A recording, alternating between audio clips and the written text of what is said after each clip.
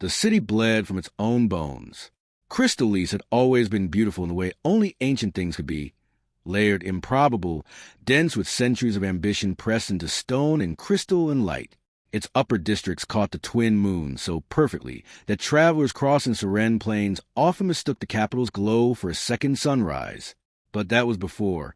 Now, 3 weeks after the Vortex fleet had opened the sky above the Oran Quarter, the city's famous towers stood in jagged halves, and what light leaked from the ruins was a dull orange of burning pitch and the cold blue of occupation lamps strung along Vortex patrol routes. Kael had never seen crystal leaves from below before. Most people hadn't. The Undercity was not marked on any map issued by the Crystal Lease Municipal Authority. It was not mentioned in travel guides, not described in civic texts, not acknowledged by any government that had governed this world in the last 300 years. It existed the way poverty always existed alongside wealth. Underneath it, supporting it, invisible until you needed to disappear into it. Steam rose from cracked ducts where geothermal pipes ran beneath the foundations. The walkways were narrow and uneven, carved originally by the Zillions in an age when their architects had thought in spirals rather than grids, and later expanded haphazardly by generations of people who needed space that no one official would come looking for. Sora moved through it like she'd been born there. She probably had better maps of it in her head than the Vortex commanders had in their tactical systems, which was the only reason they were still alive. "Stop breathing so loudly," she muttered. "I'm not breathing loudly." "You breathe like someone who's never had to be quiet." Kael had no good answer to that. His childhood had been loud. A small house in the agricultural settlement of Varn's Ridge. 2 older brothers, a father who laughed at his own jokes and laughed even harder at other people's misfortunes. Quiet had never been a survival skill. It was becoming one now. They had been moving for 6 hours. Above them, through meter-thick layers of ancient stone and compressed earth and the cracked foundations of a city under foreign boot, Kael could occasionally hear the deep harmonic pulse of Vortex patrol ships' sweeping search grids. The sound traveled oddly underground. It came in waves, more felt than heard, a low vibration that settled somewhere behind the molars and made the teeth ache. How much further? You've asked that 4 times. Because you haven't answered once. Sora glanced back at him. Even in the dim, bioluminescent light of the deep tunnels, a faint blue-green leaking from algae cultures the Undercity's inhabitants had cultivated in the pipe joints. Her face carried that particular expression she reserved for questions she considered slightly beneath her. He was starting to recognize it. He was starting to catalog all of her expressions. Actually, because there wasn't much else to do in 6 hours of darkness. "We're close," she said. "You'll know it when we arrive." He did. The cavern opened like a hell breath released. The tunnel they'd been navigating, low ceiling, damp, smelling of mineral water and old carbon, terminated abruptly at a stone door so perfectly fitted to its frame that Kael hadn't realized it was a door until Sora pressed her palm to a particular piece of wall, and the whole thing swung inward with a whisper. Beyond it, the world changed. The Resistance headquarters of the Free Guardians occupied what had once been the grand system of the Third Zillion dynasty, a cavernous underground reservoir that had supplied fresh water to the upper city for over a millennium before the current infrastructure made it obsolete. The system was roughly oval, perhaps 200 meters across at its widest point, and its domed ceiling soared 40 meters overhead, studded with the remnants of bioluminescent panels that the Zillions had embedded in stone. Half of them still worked.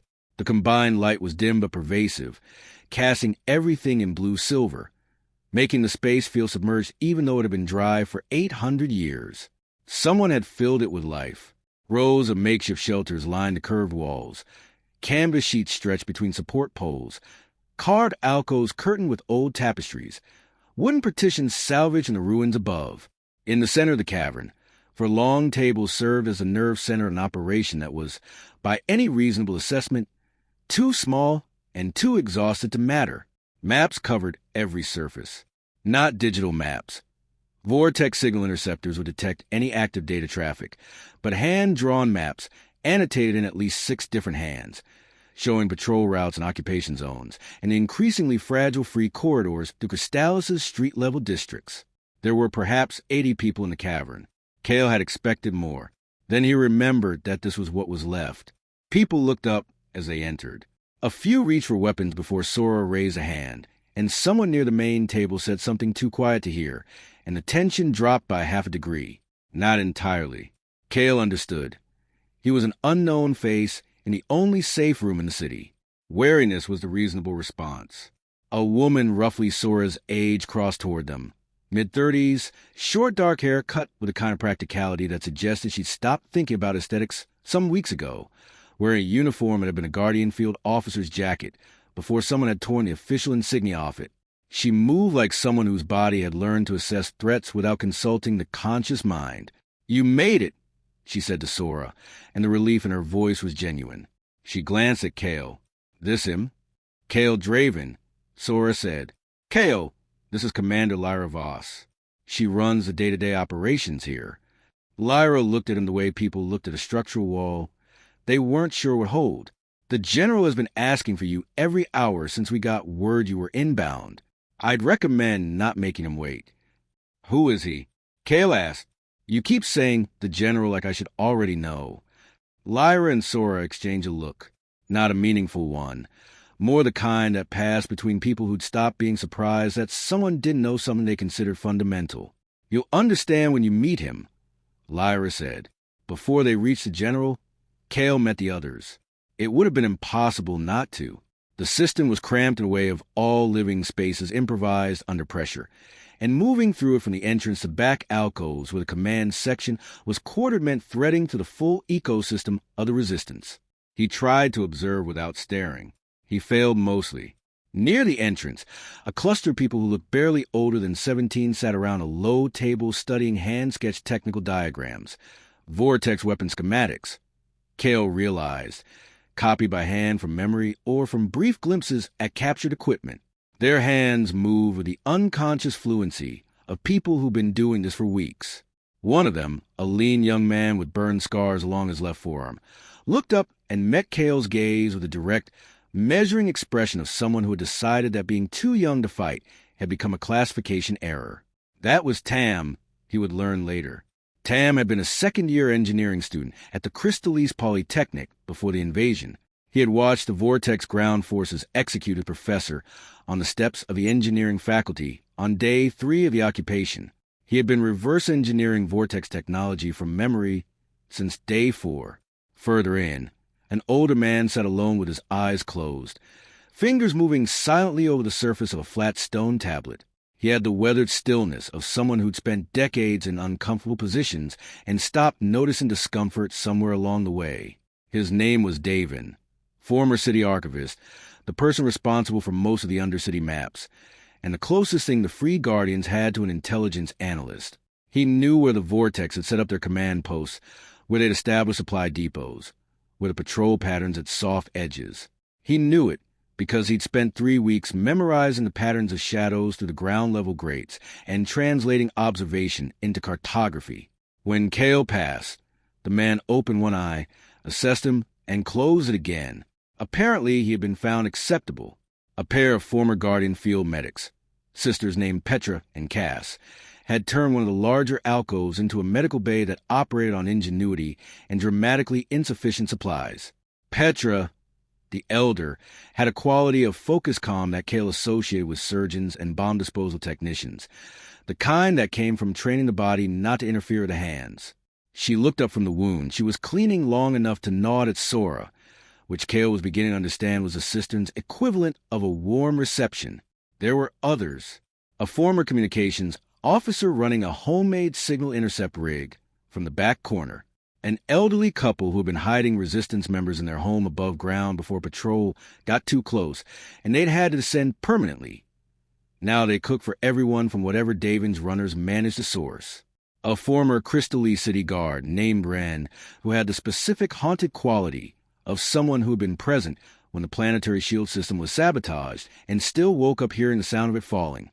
80 people, all of them choosing to be here, which meant all of them had weighed the alternative and decided that slow defeat in the dark was preferable to compliance in the light. Kael thought about that as he moved through the space. He thought about what it cost, not in the abstract way people spoke of heroism, but in the immediate physical way. The smell of too many bodies in a sealed cavern, the constant ache of inadequate sleep, The way everyone's eyes moved to the ceiling whenever patrol ships passed overhead, even though the ships were 40 meters up through solid rock and couldn't possibly hear them. He understood it better than he wanted to. He felt in his own chest the particular heaviness of a world where the sky had become enemy territory. General Kareem was old. The word felt insufficient the moment Kael thought it. Old was what you called someone's grandparents. Old was the weathered quality of a face that had seen decades. This man sat in a carved stone chair at the back of the command alcove, and what Kael felt looking at him was something closer to the experience of standing in front of a very ancient building and understanding, for the first time, the depth of time it represented. Kareem looked to be in his 70s by appearance, silver-haired, deeply lined, with hands that had the careful steadiness of someone who'd learned not to waste a movement. But his eyes were wrong for 70. They held the kind of patience that wasn't temperament but duration, the patience of someone who had watched cycles complete that most people never lived to see begin. The medical apparatus attached to a small console beside his chair hummed at low frequency, almost subsonic. Kael had heard of life extension technology in theory. He had never been in a room with someone who was actually using it. "Sit down, Kael," the general said. His voice was deep and unhurried. "You've had a long walk. I'd offer you tea, but we're rationing everything that isn't tactically necessary." Kael sat. Sora positioned herself near the entrance to the alcove, which he'd come to understand was her default. Never quite inside the room, always between the room and whatever came next. "Sora tells me you held the bridge at Varn's Ridge for 11 hours with 4 people," Kareem said. "We had better ground." "You always have better ground, or you don't fight." "Yes, that's the lesson." A pause. "I taught that lesson to someone 500 years ago. I've had to keep teaching it, because the people I teach it to keep dying." Kael looked at the medical console, looked back at the old man. "The last invasion," he said slowly. "You were actually there. I was 23 years old when the vortex first came to Zephyrus. I am, in the ways that count, 523 now." Kareem said this without drama, like a man reciting a transit schedule. "The technology that keeps me here was developed by the zillions long before I was born. I inherited it because the people who built it understood that institutional memory is a weapon, and that weapons need maintenance. I have been maintained for 5 centuries for the specific purpose of being in this room, in this conversation with you." The weight of it landed differently than Kael expected, not with awe, but with a kind of vertiginous loneliness. He thought about what it would mean to outlive everyone you'd ever known, to watch a world forget a war, rebuild, grow comfortable, and then watch the same wound open again in the same place. "What was it like?" he asked. "The first time." Kareem was quiet for a moment. When he spoke, his voice had changed slightly, not softer, but older in a way that didn't have a better word. "The sky opened over the Keth Plains on the 14th day of the autumn tide. I remember because the harvest festivals had just ended and half the planetary defense grid was staffed by people suffering from the previous night's celebrations. The vortex did not choose that timing by accident. They never do." He paused. "The world I grew up in was quieter than this one.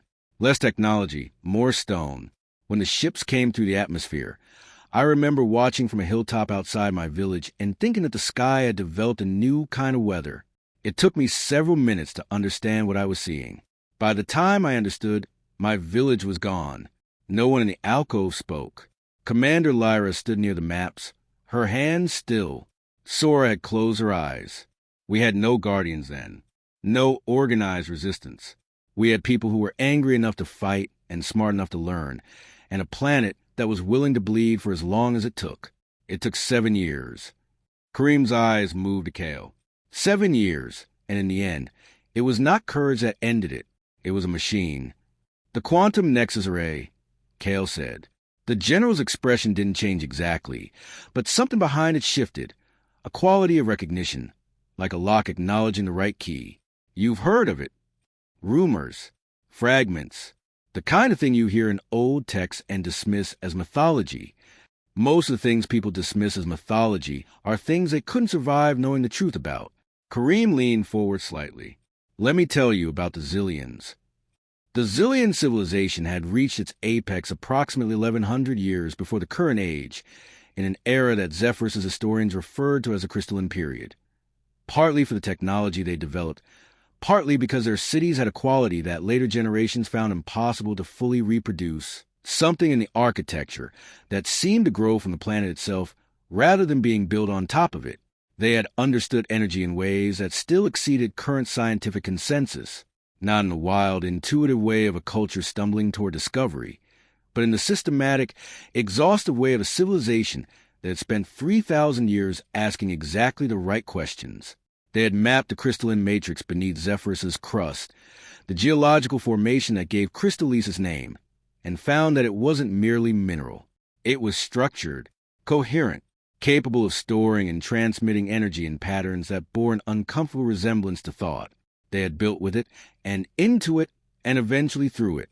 Their greatest constructions were not cities in conventional sense, but interfaces, places where the surface world and the deep crystalline network met and communicated.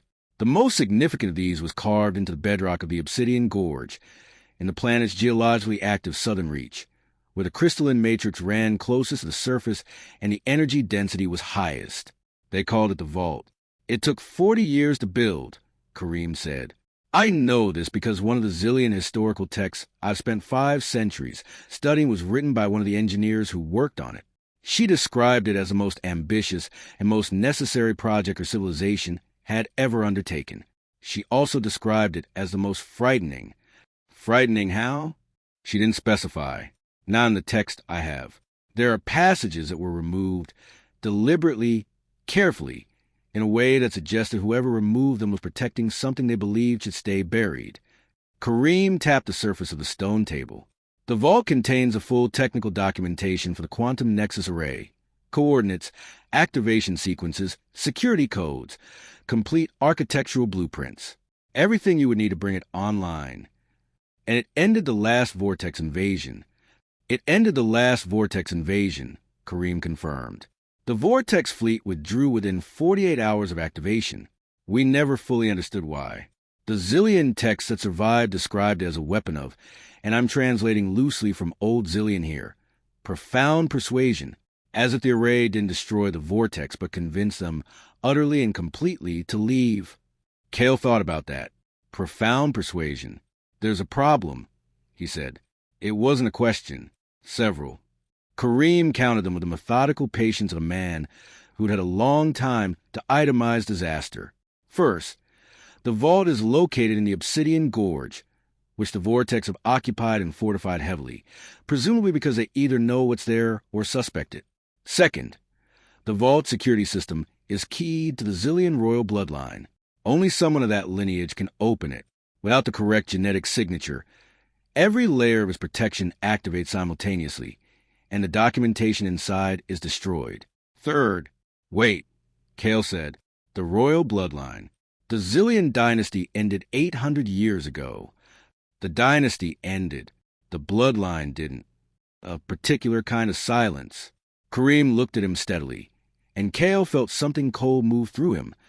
Not dread exactly, but the specific sensation of a door opening that had always been there, in a wall he'd walked past every day of his life without seeing. My mother, he said. His voice came out quieter than he'd intended.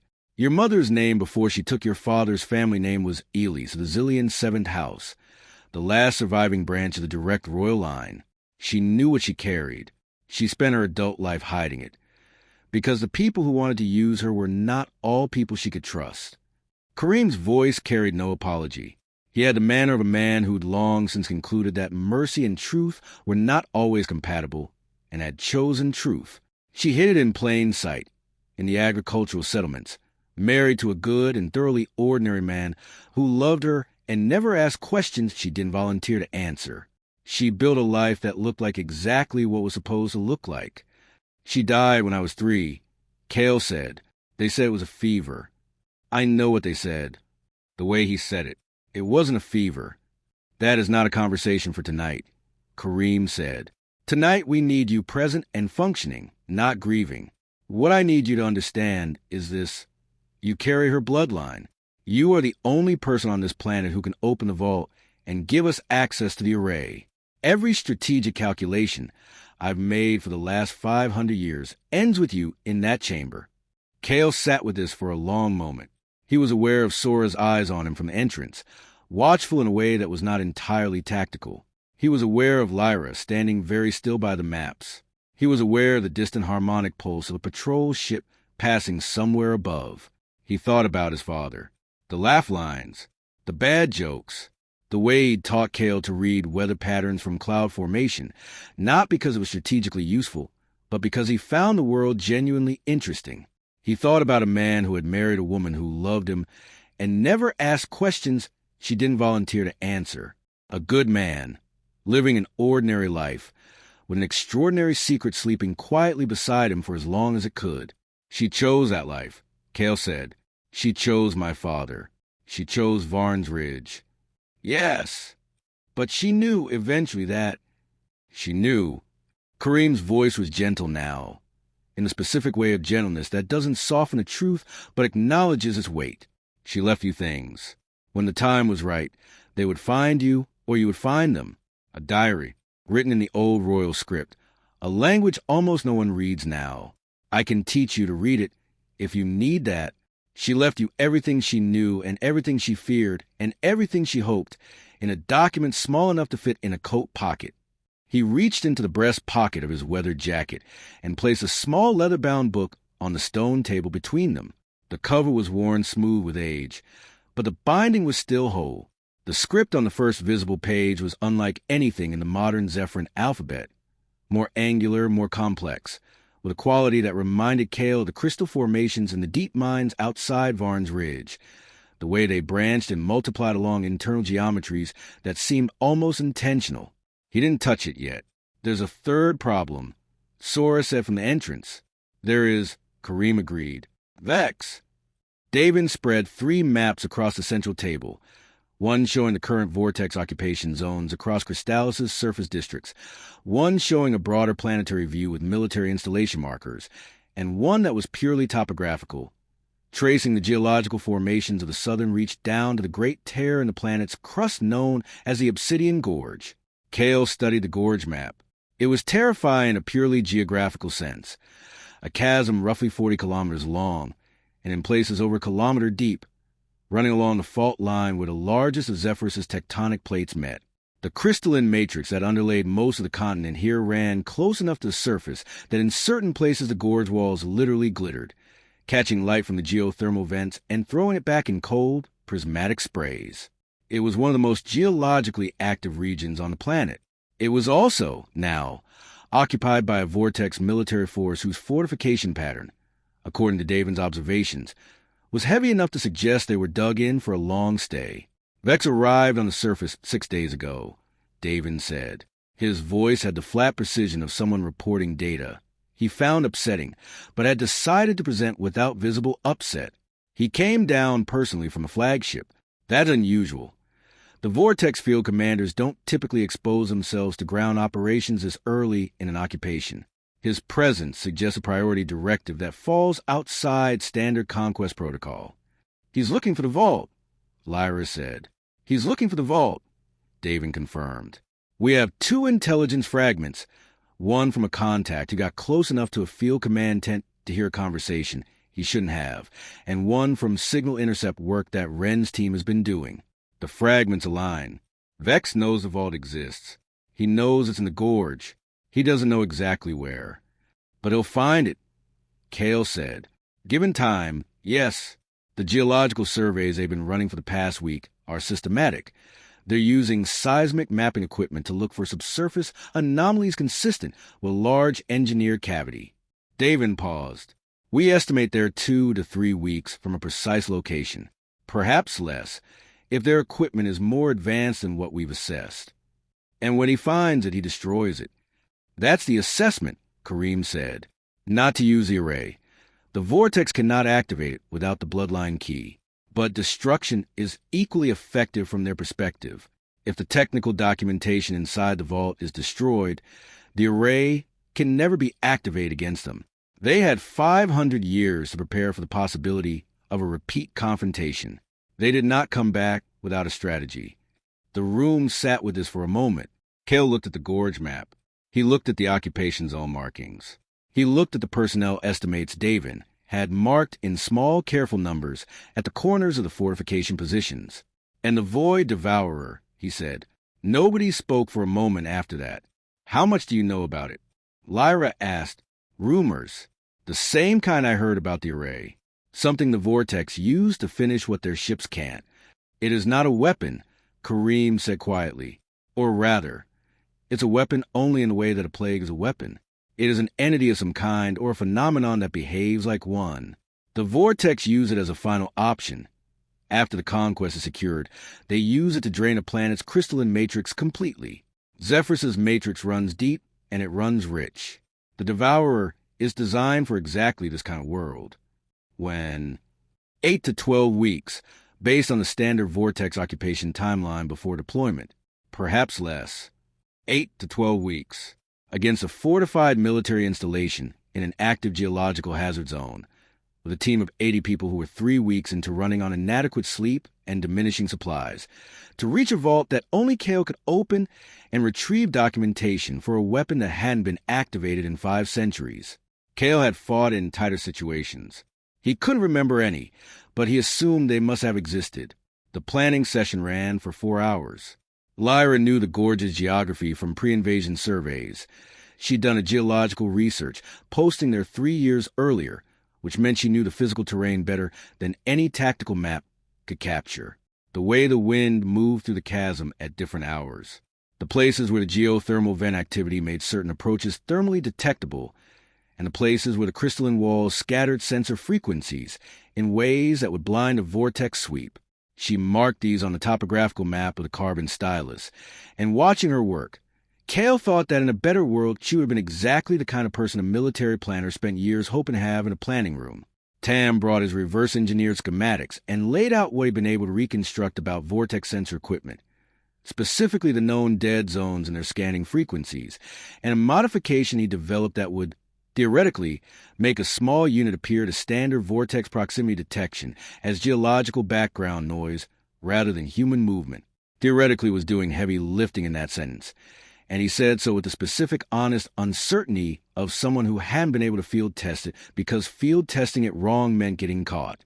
Davin had patrol timing, down to the minute, pattern map from 3 weeks of observation, with variance analysis. He was careful to note where the patterns had changed in the last week. The gorge approach, particularly, showed signs of schedule randomization, which meant someone in the Vortex command structure had read the same tactical manuals about predictability and was trying to address it. Wren said nothing for the first 2 hours and then said, with quiet devastation, exactly what their force projection looked like against the numbers he'd been building from signal intercept work.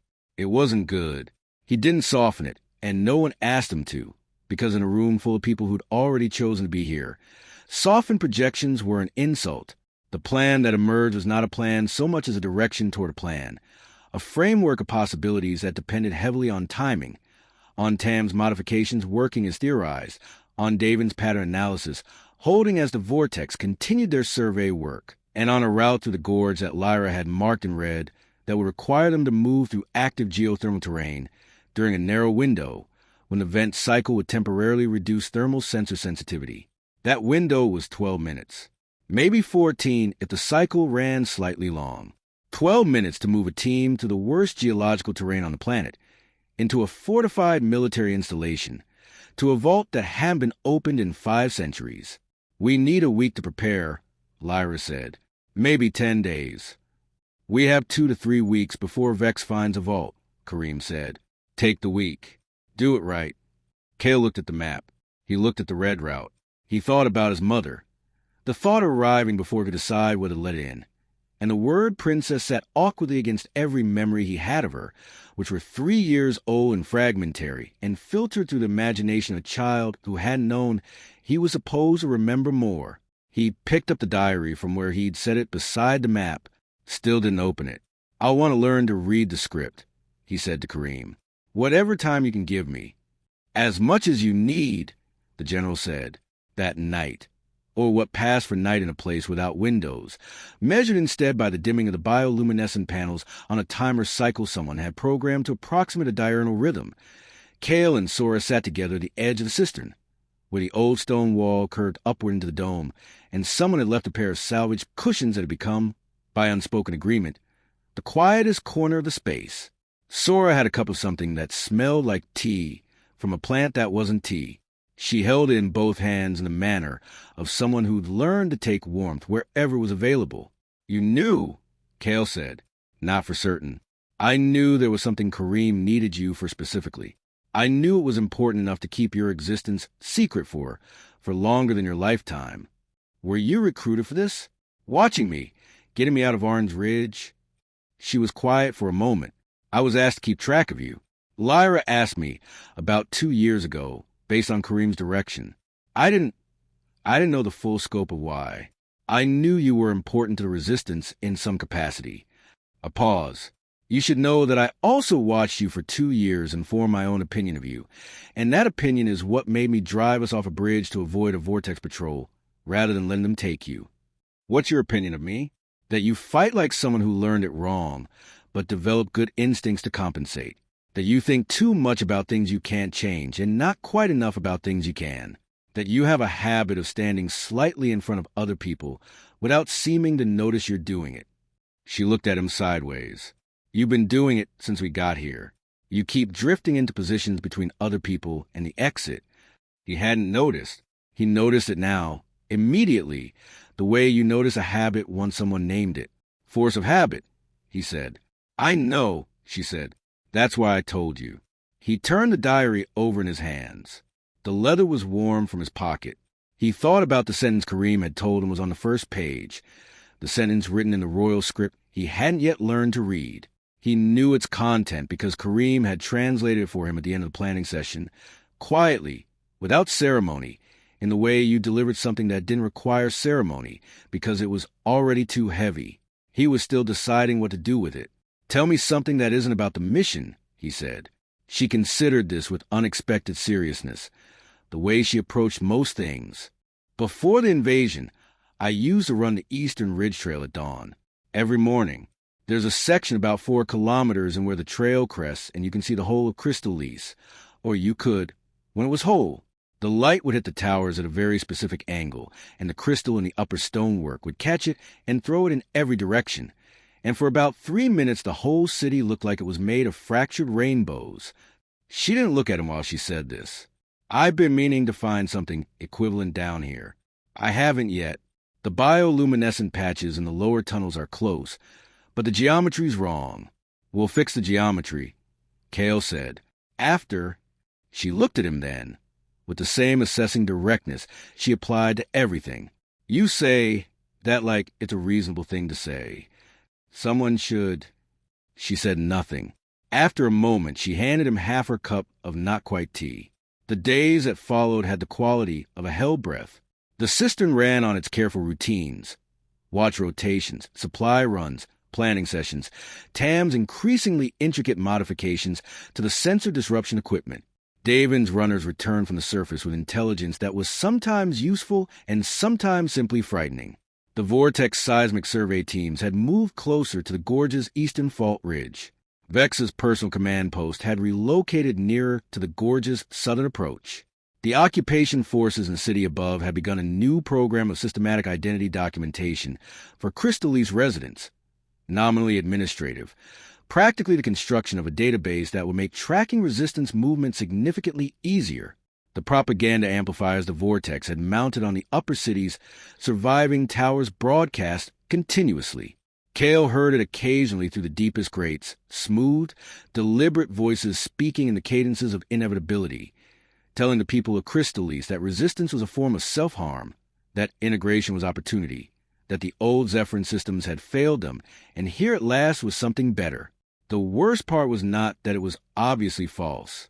The worst part was the 3 or 4 claims it made that were difficult to simply dismiss, the way all effective propaganda made a few true statements at exactly the right moment. He asked Kareem about this one evening during one of their language sessions.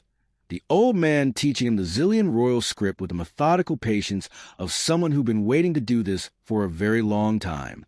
Kareem had listened to his question, and then said something he'd been thinking about for days afterward. Propaganda works the way parasites work. It attaches itself to something real, a genuine grievance, a true observation, and uses that as a vehicle. The body can't expel it completely, because doing so means expelling the host tissue too.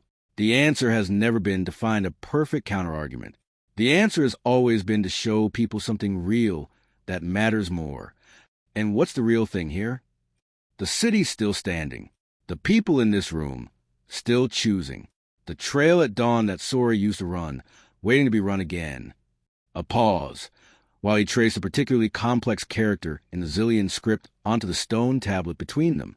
You, being who you are, whether or not you chose to be. He was getting better at the script, slowly. It came with the particular difficulty of a language built on a different conceptual architecture. The Zillion royal dialect had been designed to express states of being and relationships rather than sequential actions, and translating it into modern Zephyrin required a kind of lateral thinking that he was only beginning to develop. The first sentence of the diary remained unread in its original form. He was not ready for it yet. He wasn't sure what ready would feel like, but he was fairly certain he hadn't reached it.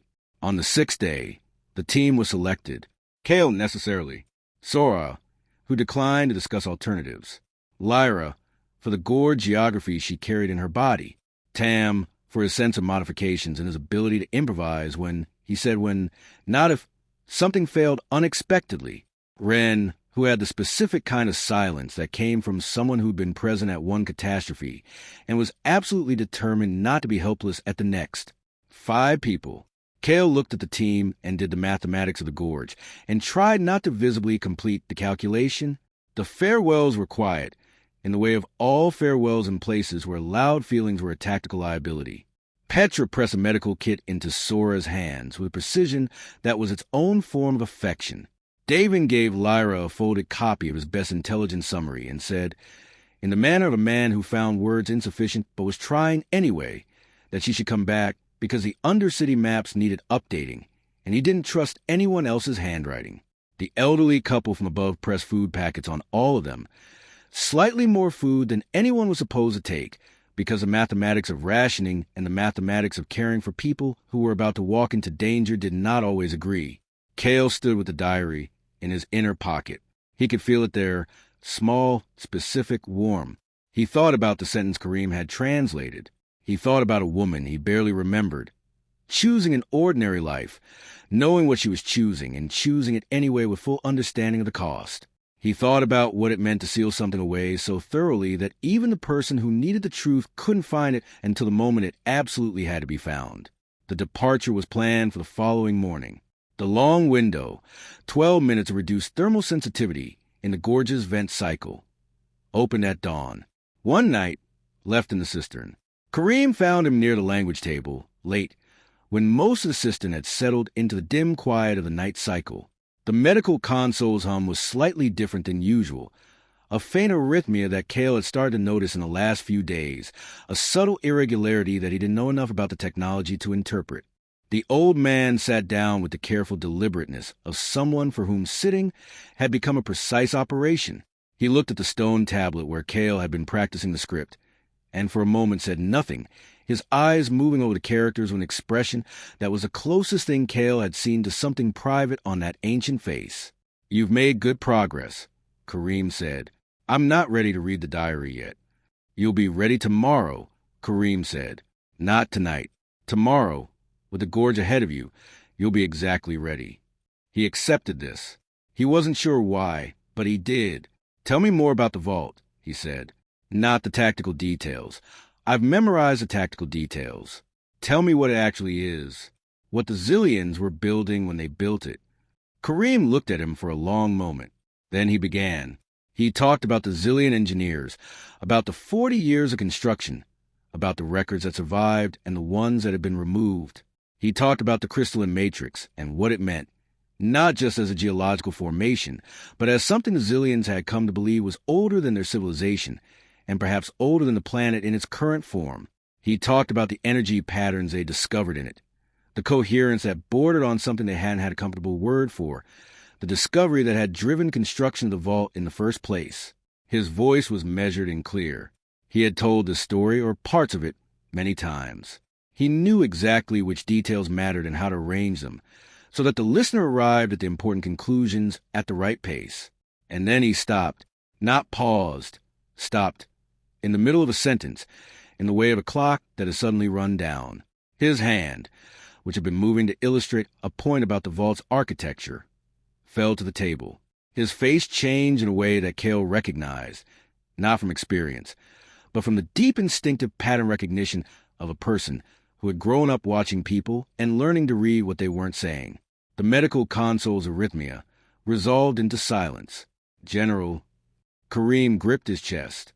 His eyes, which had been distant with the middle-distance focus of man exploring a memory, sharpened suddenly to the immediate, to Kael's face, to the stone table, to the diagram on the tablet between them, like a man surfacing. Kael was around the table before he decided to move. He caught the general as he listed sideways, guided him down, pressed 2 fingers to the side of his neck the way Petra had taught the whole team in an afternoon session that nobody had wanted to need. The pulse was there, thin, irregular. "Get Petra," he said to no one in particular, loudly enough that someone on watch would hear it. And then to Kareem, "I'm here. I'm listening." The old man's eyes found his. There was no fear in them, or rather, there was something that might have been fear, but 500 years had given it a different quality, more like the alert recognition of a thing that had always been coming rather than the shock of an unexpected arrival. He whispered something. Kael had to lean close to hear it. "The vault," Kareem said, "was never built as a weapon." "What?" "It was built as a prison." Each word was deliberate, pressed out with the effort of a man who had something left to say and was allocating his remaining breath with the care of someone who had always treated resources as finite. The quantum nexus array isn't a weapon against external enemies. It's designed to contain something that's inside Zephyrus, something that was locked away 500 years ago during the last invasion. Kael's hand tightened on the old man's shoulder. Around them, the system was beginning to stir. Someone had heard him call, and there were footsteps, and he could hear Sora's voice somewhere behind him asking a question that the person answering didn't have the right answer to. "What was locked away?" he asked. "Kareem, what was locked away?" The old man's eyes were still clear, still present. His mouth moved, shaping a word, or the beginning of one. And then Petra was there, kneeling, her hands already moving, her face in the focused calm that Kael had come to recognize as the expression she wore when the situation was serious, but not yet finished. She worked with quiet speed. Kael moved back. He made himself move back. It did not take long. It never took long. At the end of something that had been running for 500 years. The system was very still after. People had gathered without being called. The way people gathered in closed spaces when they felt a change in the quality of the air. Lyra stood near the command table with her arms at her sides, and the expression on her face was the one that Kael had come to understand meant she was calculating whether she was allowed to feel what she was feeling or whether she had to wait until the mission was finished. She was deciding, he thought, that she had to wait. He sat alone at the language table. Someone placed something in his hand. He looked down. A small recording device. Old technology, solid state, the kind that survived everything short of deliberate destruction. There was a handwritten label on it in the Zillion royal script that he could now haltingly read. It said, "For Kael, only if I am gone before we reach the vault." He pressed play. Kareem's voice was clear and unhurried, recorded at some point when he'd had time to choose every word precisely. "Kael, if you're hearing this, I didn't manage to tell you in person, which means I ran out of time. 500 years, and I still ran out of time. There's something almost funny about that, if you're in the mood for it." The voice paused in a way that suggested the speaker was deciding how to say the next part. "Let me tell you the truth about the last invasion. The truth that I didn't have in the first invasion, and spent 490 years excavating from the historical record, and that I should have told you earlier, but was afraid because I wasn't sure how you'd receive it. The Vortex did not invade Zephyrus 500 years ago for conquest. They came to release something imprisoned in the crystalline matrix beneath the planet's surface. something that the Zillion civilization had spent 40 years sealing away with everything they had, and that had been locked in the vault ever since. The quantum nexus array is not a weapon against the vortex. It is the mechanism that keeps the prison sealed. When the Zillions activated the array against the last invasion, they weren't firing a weapon. They were reinforcing the containment.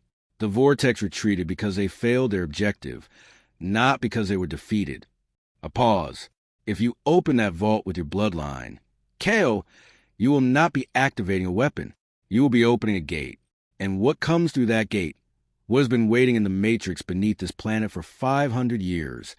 The Zillion records describe it in terms that no modern translation has made comfortable. The best I can give you is this. Something that could not be destroyed. Something that the ancient Zillions, who built wonders we still don't fully understand, determined could only be contained. Something that, once released, would not be bound by the scale of a single planet. His voice was level, factual, the voice of a man reporting what he'd found, not editorializing.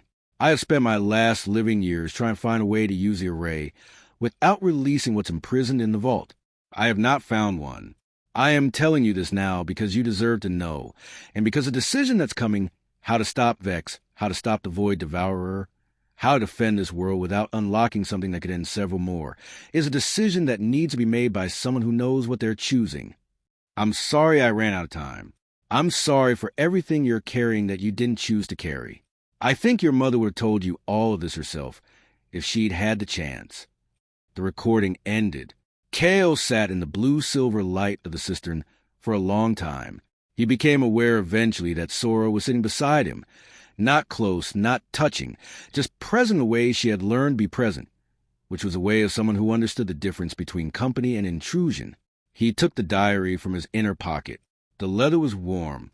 He opened it, and the Zillion royal script spread across the page in characters he could now read, slowly, with effort, in the language his mother had learned from her mother and her mother's mother, all the way back along a line of people who had carried the same weight, and the same knowledge, and the same impossible choice. The first page held a single sentence. He read it twice. He read it a third time. He made sure he understood the translation, not just the individual characters, but the particular quality of the royal script's construction, the way it expressed states of being rather than actions, the way the sentence was not about what she had done, but about what she was. Then he closed the diary.